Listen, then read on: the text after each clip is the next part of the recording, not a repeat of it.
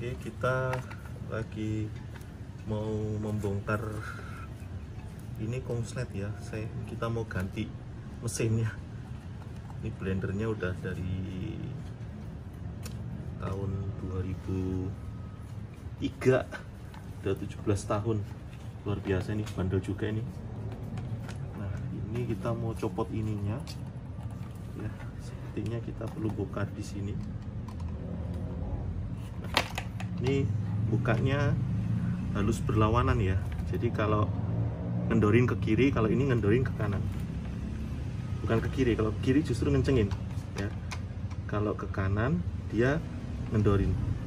Ini boleh dipegang ya, kalau nanti nggak kuat bisa pakai apa, tang yang ini. Kita mau lepas ini ya, jadi lewat bautnya ini kita puter ke kanan ya. Nah, kita puterin ke kanan ya, jadi berlawanan dengan umumnya. Kalau umumnya ngendorin ke kiri, ini ngendorin ke kanan. Nah, ini udah lepas ya. Nah, ini rusak parah. Ini memang modelnya dia yang model puter ke kanan tuh. Ini udah rusak parah, konslet sampai patah begini. Ini setelah pemakaian blender Miyako, setelah pemakaian dari 2003 sampai dengan 2021, lebih daripada 15 tahun ya.